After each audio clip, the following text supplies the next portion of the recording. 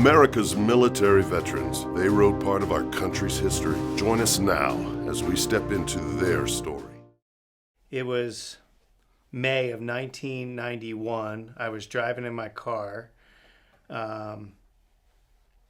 fresh out of college for the semester, and I drove by a recruiting station. And I thought, that's interesting. And I kept driving. So the next day I'm driving back. I was working construction at the time, and I'm driving back. And that afternoon I got out a little early, and the recruiter was open. And I thought, I'm just going to pull and see what they have to offer. And so I went in, talked to an Army recruiter, and he said, what do you want to do? And I said, I don't know. What am I qualified for, et cetera, et cetera. And the next thing I know, I was at basic training. So I went to basic training, joined the National Guard. So I was living in New Jersey at the time, going to school at West Virginia University, and I joined the West Virginia National Guard. So I graduated basic and went straight to my summer AT. They had me on digging a culvert. We were putting a culvert in across a tank trail, and I had no idea what I was doing. And so I learned. It was a big night for me. I was exhausted to begin with, and we were up all night working on this thing, and that started my Army career right then and there. And what it taught me was, regardless of where you think you're going to do, the Army has something else planned for you. So I did almost 3 full years in the National Guard, where I learned how to be a leader. At that point, I had also joined the ROTC program.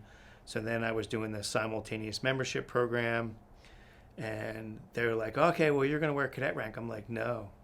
I want to be a soldier. I want to understand what it's like if I'm going to be commissioned one day and be a leader, I want to know what it's like to be a private. Then January of 94, I went to Fort Leonard Wood, Missouri, to the officer basic course. That's where my eyes opened up about being an Army officer. And my first assignment is Fort Drum, New York, 10th Mountain Division Light. I took over a platoon right after we got out of Haiti. So 10th Mountain Division gets caught up. We're getting to 1994 to go into Haiti. So I wasn't a platoon leader yet, and I was an extra lieutenant on staff. And because I was still the new guy, and they said, you're going to go work the Joint Visitors Bureau in Haiti. What is that? They're like, you don't know? I'm like, no clue. They're like, oh, when dignitaries come in, you're going to escort them. My heart sank. But they gave me a platoon of it was a conglomerate platoon made up of about 5 different MOSs. We went from there, and it was great. It was awesome. I had a great time. I learned about the 10th Mountain Division itself, got to understand how the division's history was and how it worked, and then really understanding, we had a lot of White House fellows coming in. We had some congressional leaders coming in after things got stabilized, and, how the bigger Army, how a division has multiple levels in it, and how all that came together. So I got to see this all as a second lieutenant. Pretty interesting. Bosnia was a really good mission. I learned a lot.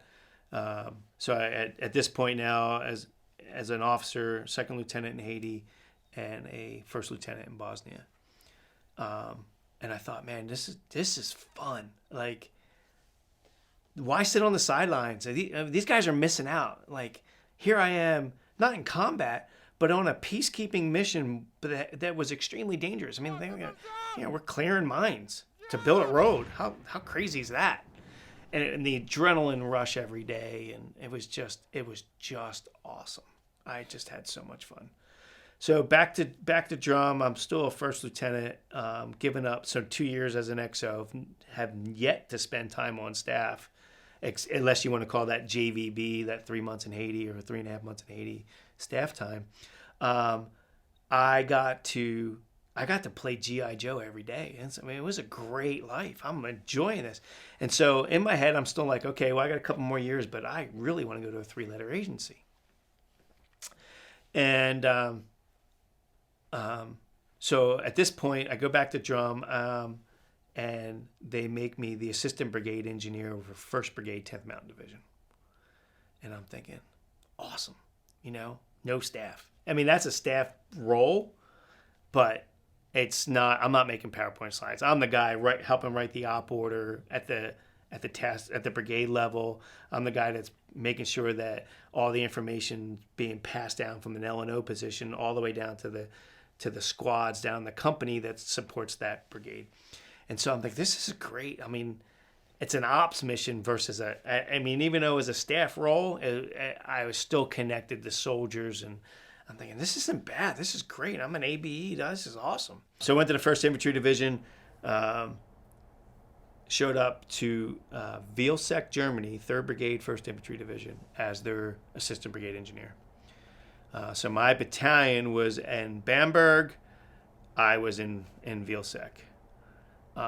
Very, very interesting to have. The only thing I really knew is that everybody was co-located and life was easy. And now I'm not co-located, and the battalion's separate than the brigade, and the brigade is separate from the division, and it was just new. And then in my head, I walked everywhere. I didn't have a track. As a platoon leader, I didn't even have a 5-ton. My 5-ton was destroyed on a railhead accident. So I didn't have that when I took over. I only had a Humvee. So to me, we walked everywhere. And I get down there, and they gave me a 5.77, and then they said, all right, sir, you need to learn how to operate this track. Let's get you licensed. That's okay. And so we did all that, and not that I was ever going to drive it, but did all that, and we're planning the first mission, and we're going in the Hohenfelds, and we're planning this first mission, and we're still back in garrison, and they're like, okay, you gotta, here's your different map sheets, because we were doing we were leaving from Grafenwehr right outside of Welsek. We were going to the training area, and then we were going to take the tank trails all the way to Hohenfelds. And so there's like multiple map sheets, and I'm like, holy cow, I can't memorize all this terrain. I'm used to like 10 click movement. I can memorize all that. And they're like, you gotta. I'm like, okay, I got this. And so I then learned right then and there the difference between light and mech. The amount of ground you can cover, the firepower that it had, the veracity of tanks just moving on the ground and everything shaking, and then that M88 from the maintenance guys coming in and rumbling everything. I was like, wow.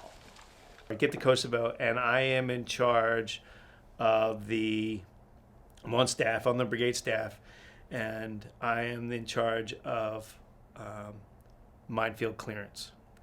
So an Air Force major and I found all the minefields, the battalions out to mark them, and then we also had to look for all of the CBUs that were dropped, the cluster bomb units that were dropped, and reverse engineer them, because a lot of them were dropped during the rainy season, which means they did not explode. So we had all these blue 97s that were unexploded ordnance across the battlefield that were yellow cylinder, and then they had like a parachute on them so that they could go through top of a tank or whatever, and the fuse would ignite properly and stuff.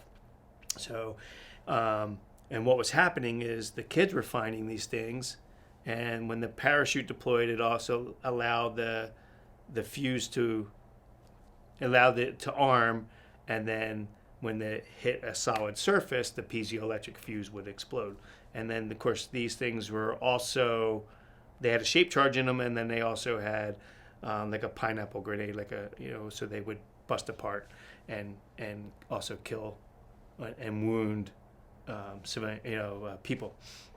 So all these civilians were picking these kids, were picking them up and dying from them. And so part of our mission was to go find all these things.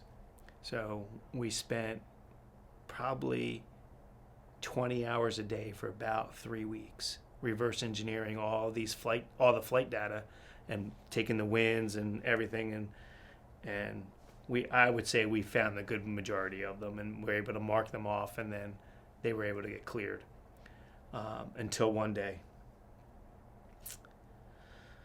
So this one day, a radio message comes in at a certain grid location, and the first thing my team is doing is looking to see if that's in a active minefield or a blue 97 or both. So, and sure enough, it's in a active minefield and a blue 97 drop. So we're like, great. And so I asked, what's going on? And I'm sitting with an EOD guy, and he said, I don't know. And I said, well, I'll go ask. And so I walked up to the 3, and I said, hey, this call that just came in, what happened? And they're like, there's a bunch of kids trapped in the minefield. All right, I'm going. And he's like, you're going? I'm like, I'm going, and EOD's going with me. He's like, you're going? I'm like, I'm out the door. We left. And so it's on a hilltop. And so the infantry guys had cordoned off the area, and there's a kid standing there, and another kid laying down. And so we through an interpreter, we had that kid just standing there, and you can only probe so far before your hands get shaky and you get tired, and you rotate the next guy in and out.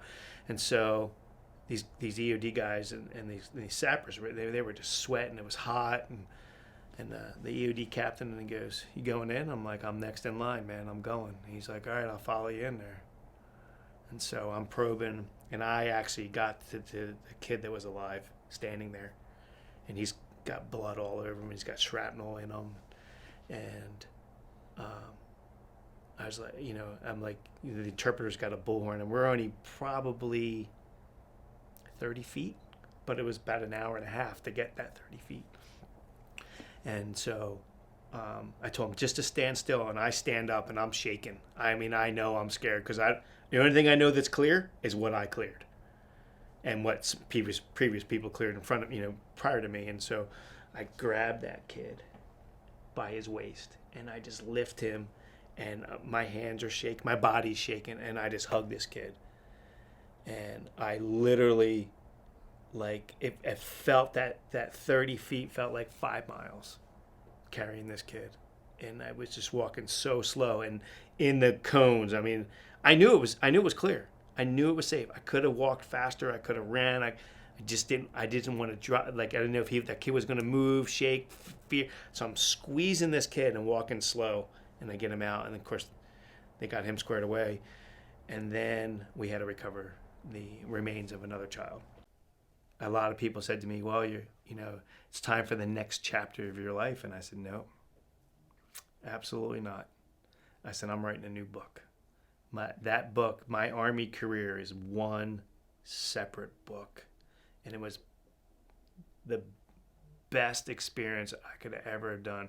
I regret nothing in 23 years. From 1991, going to basic training, till 2014, I regret nothing, and I accomplished everything I wanted to do in the Army. I made sergeant, and I commanded a battalion. And in this case, 2 separate battalions, but all within the 2-year time frame. And I said, I accomplished everything I wanted to do, and I am not going to write another chapter. What I'm going to do is let that career stand on itself, and let that identity of who I am be in that book, and let me start a new book and have a new identity with all the lessons learned that I had my entire life to this point.